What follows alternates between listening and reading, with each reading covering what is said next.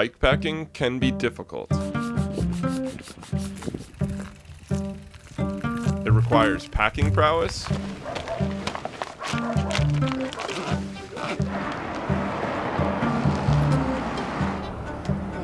camping skills,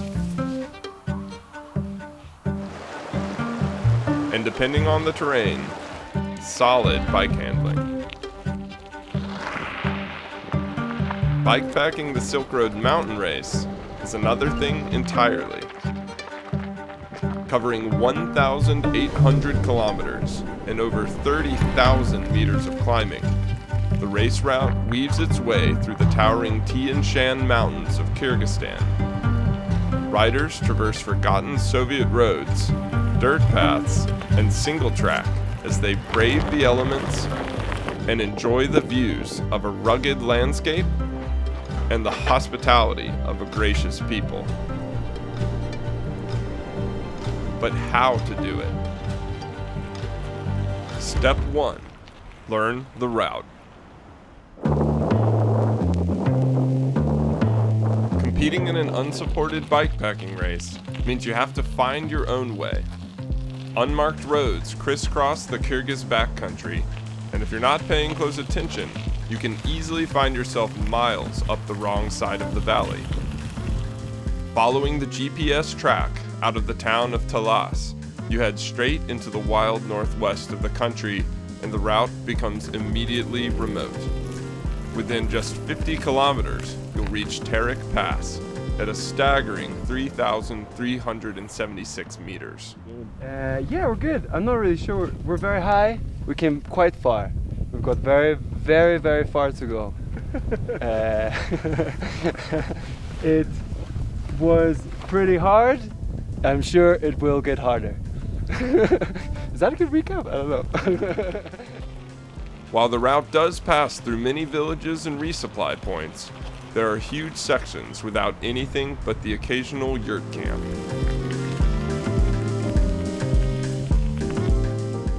In the Chinese borderland, even basic essentials can be hard to come by.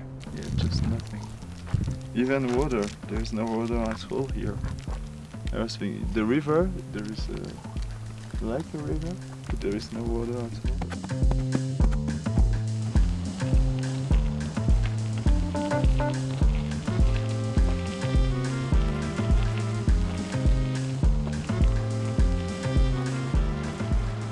The logistical challenge of navigating through such remote areas is rewarded with uniquely unspoiled landscapes, not to mention the people you meet along the way.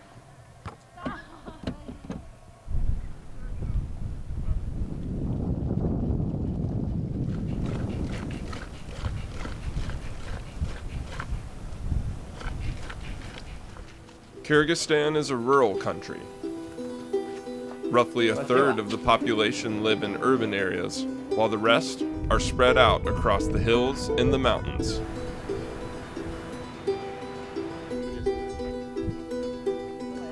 Many Kyrgyz still practice nomadic tradition, bringing their herds to high mountain pasture in the summer while living in yurts.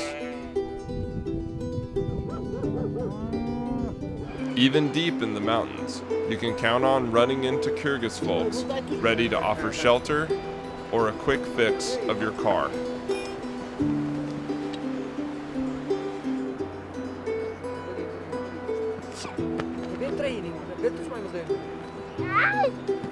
At checkpoint 2, one of the most remote parts of the route, riders are able to stay in yurts for some food, rest, and a little bike maintenance.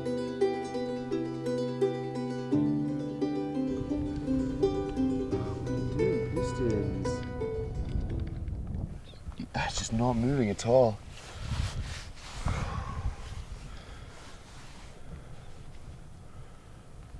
What do you do about that? Oh, fuck. I think I was on the bike for like 19 hours yesterday. I get just over that climb, walked a bit of it because I'd done like 230k by this point, and I was just like, it's not even that steep, but I know it's not even far, so I'm just gonna walk a bit, get over it, start coming down, and then I hit something that feels like nothing, like barely even notice. My fucking tire comes off the rim and just immediately completely flat. And I only have a hand pump that's kind of sucky. So I sat there and I was like, oh, you're just not gonna get this pumped. I'm like, fuck, I'll just walk, I don't even care. And then I checked the distance and it was still 3k, and I was like, oh, walking's gonna take quite a long time. And you're a bike messenger and you know how to change, you know how to put in a tube.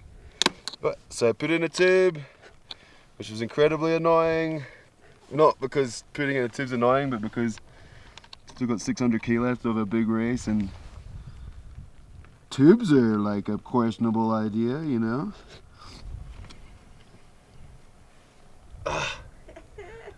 I don't want to do it more.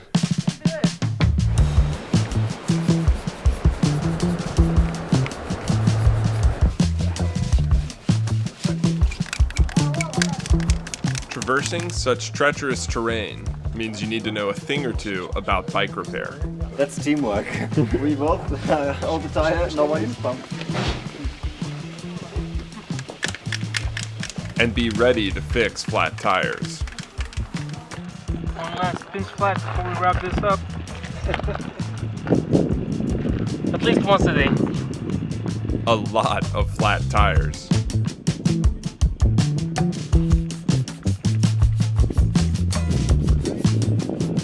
Maybe even get your frame welded. And take care of your chain.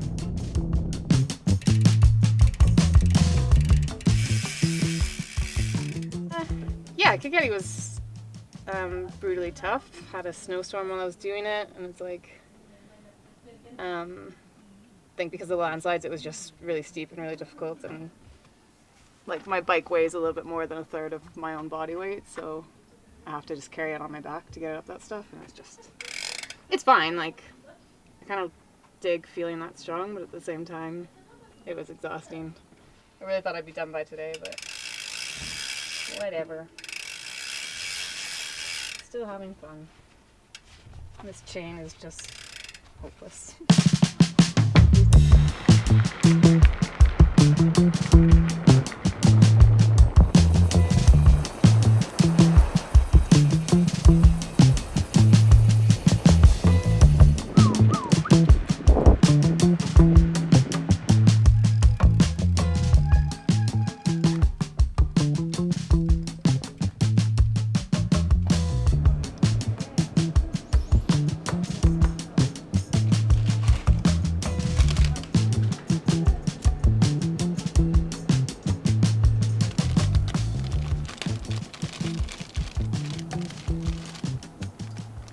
I have a serious fear that you guys are about to film me trying to eat this.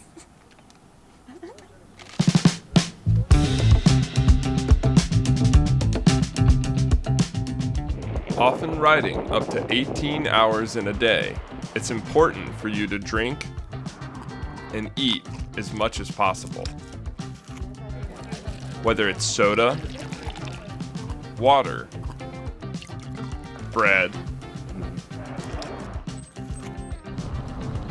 Like, I'm getting the main food groups: bread and Coke. Yak soup.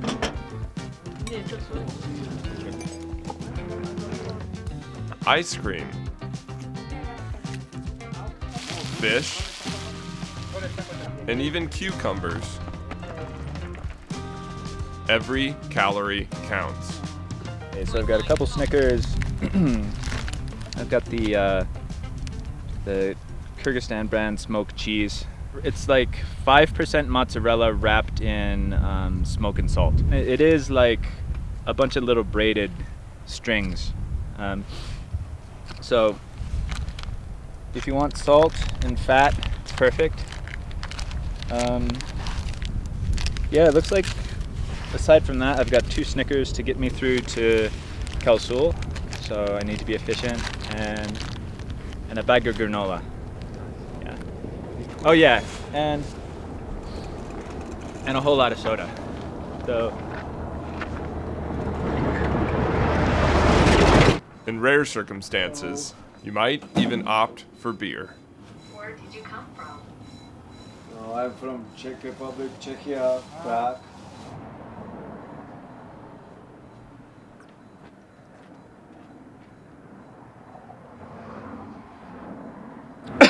Before Kyrgyz village, it's something's happened with my back wheel, some part inside, but it's no possible to fix it. And if I check how many cases to the finish, it's like 200. I got still 3 more days to get there. So I say to me that I tried. So, and I'm almost here, so it's nice. I'm happy.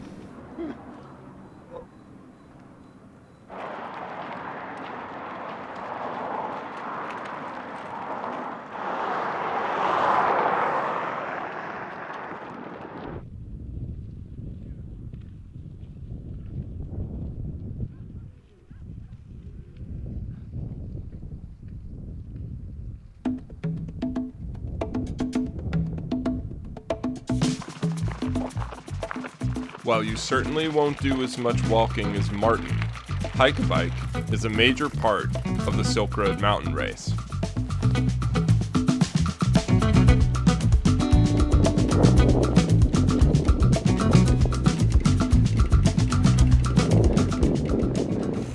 Just so you guys know, that's the only hill I've biked up today, and I did it for you. With grades sometimes exceeding 30%, hiking makes more sense than even trying to ride. So, but I'm slowly accepting that we're gonna do this to the top.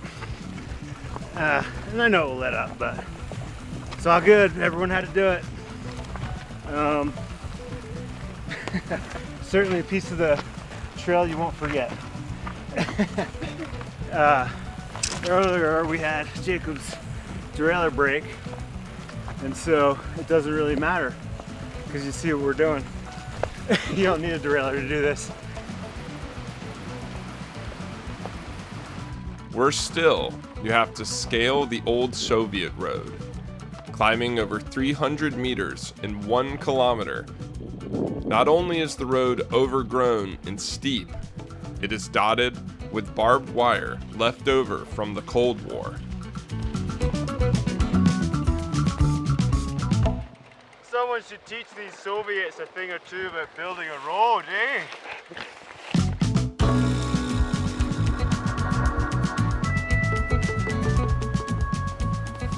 The final pass of the race climbs nearly 3,000 meters in just 30 kilometers, a journey that will take many well over 8 hours. Got blisters on the soles of my feet, pulled muscles, all from today. Walking up and down these hills, it's not great. One figure, and then I can have some beer. Anyway, carry on.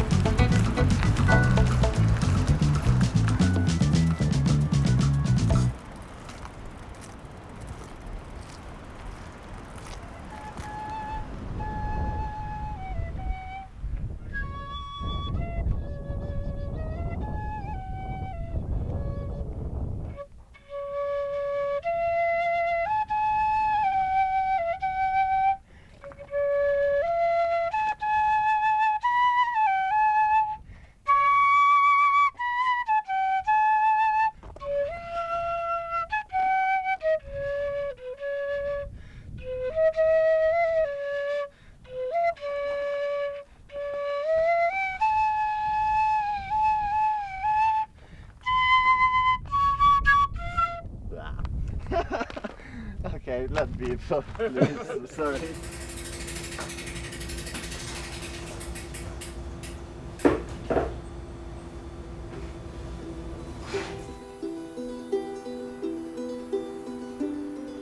Blending its older nomadic past with a more recent Soviet influence, Kyrgyzstan is dotted with monuments to the heroes of bygone eras.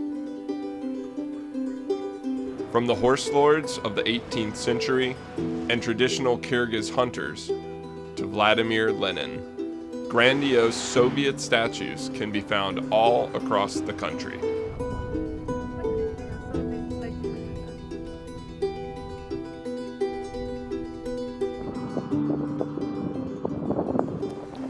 While the daylight hours might make for the best sightseeing, it's at night where the race is won.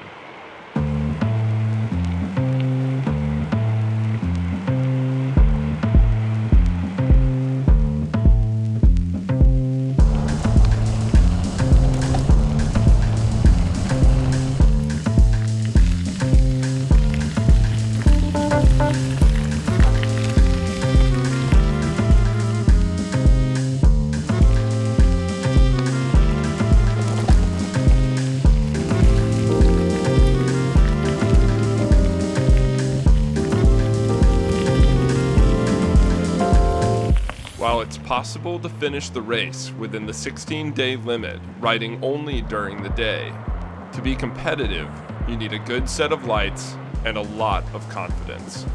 Sometimes you don't need to be smart, you just need to be stubborn. I have a bad habit of tackling the big climbs during the night. It's not the best moment. From smooth roads to chunky gravel to hard-to-find trails, you must be able to navigate the route in total darkness.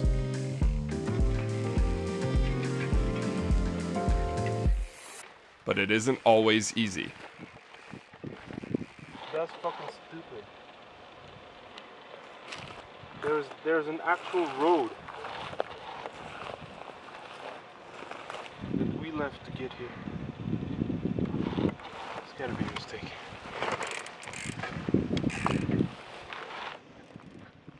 Some of the more extreme riders like Sufyan will ride multiple days without stopping to sleep.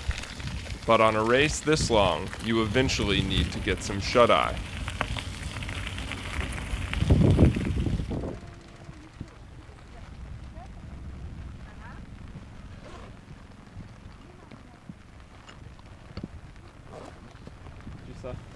I was like, no, that's not it.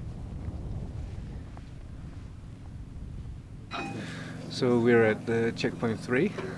It's an hour after it got dark, and it got dark while I was at the pass. It started raining and there was a thunderstorm coming in, so the last hour down to here I saw lightning all over the place. So now it's nice to come here and be able to stay in a warm yurt tonight. I think I'd prefer that instead of the tent. It doesn't matter where you are or what time of day it is. At some point, sleep will come for you. Some will stay in guest houses or old Soviet hotels, while others will make the best out of the ground. But everyone comes equipped for a good night out in the open air.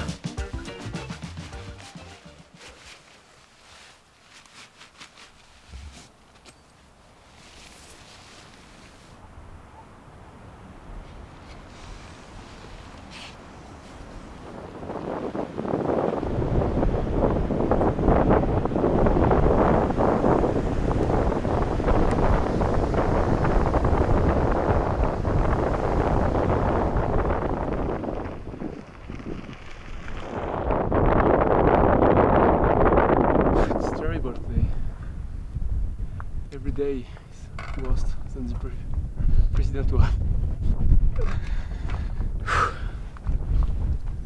Someone's coming. Okay. Ciao.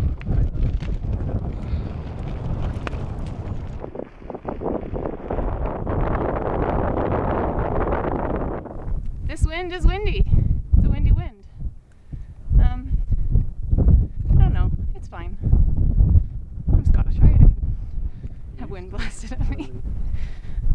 Yeah, it's a little discouraging. Like, I ended up staying in there for twice as long as I wanted to, just because everything kind of fell apart. And now going at half the speed that I wanted to because of this wind. Yeah, it's discouraging, but it is what it is.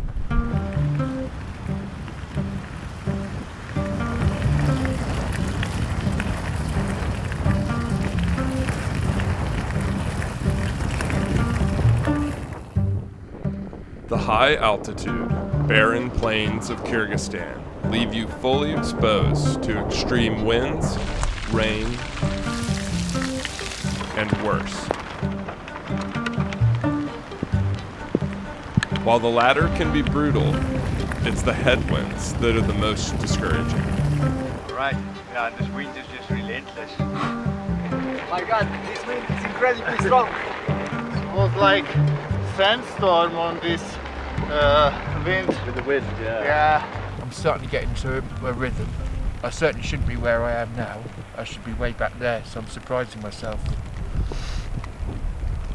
And that wind, that was brutal, coming across that long, straight, boring road. And then I just saw a bend in the road heading this way. I thought, well, I'll get to here, have a break, sit in the rain, as you do, and then crack on. Yeah. I'm just finishing off my pizza. I ordered 2 pizzas yesterday in Narin. One for yesterday, one for today. Which was a good choice.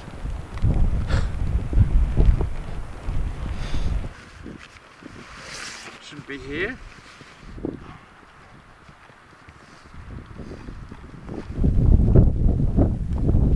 It is demoralising.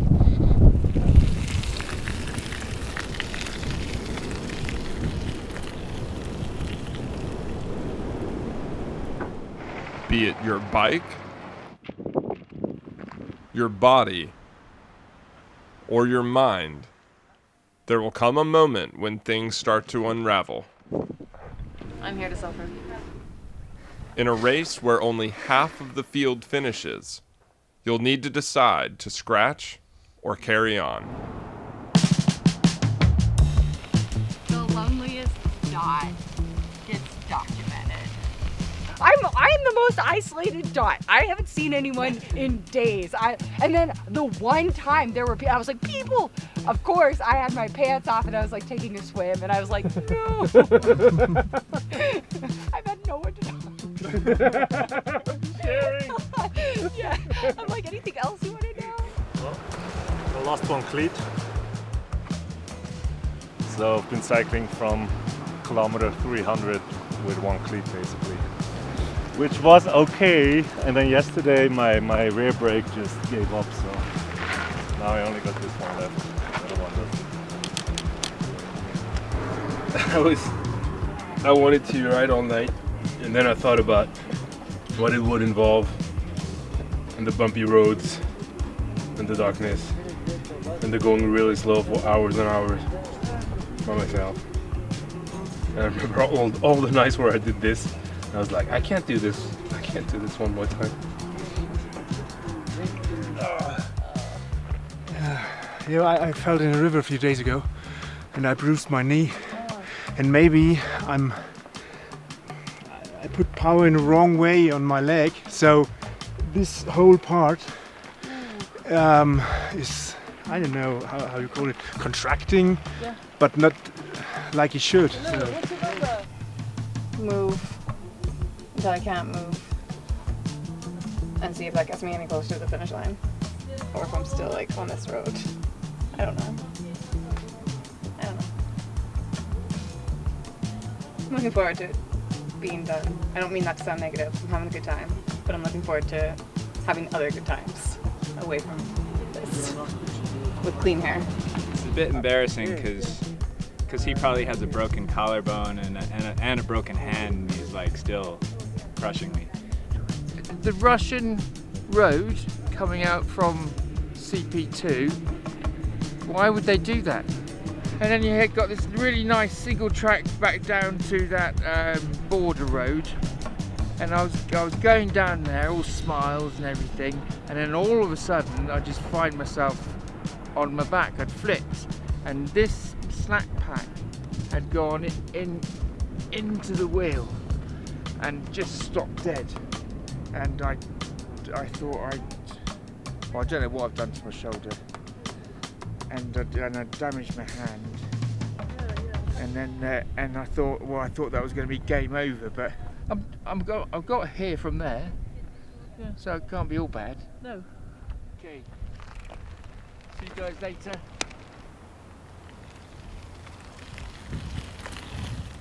Just like everyone else, you know, altitude sickness, a little bit of stomach bugs, and just enjoying the scenery, enjoying the culture, and doing what you can with it.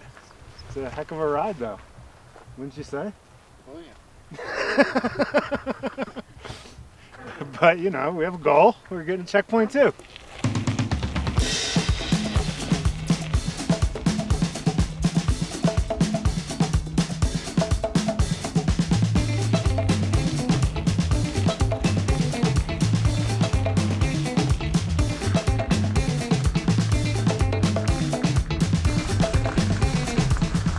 I'm gonna do a wheelie right in front of the camera to make it wet. Thank you, Happy. Keep smiling.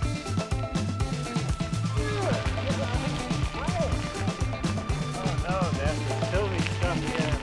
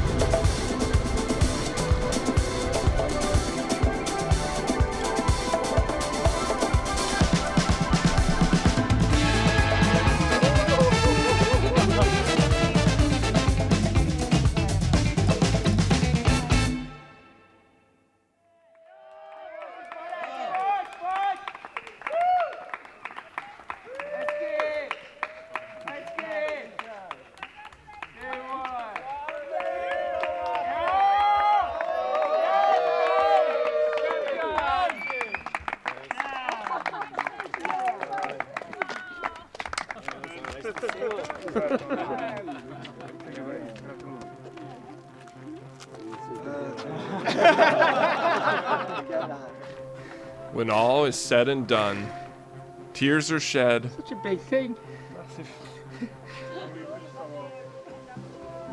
and competitors become friends.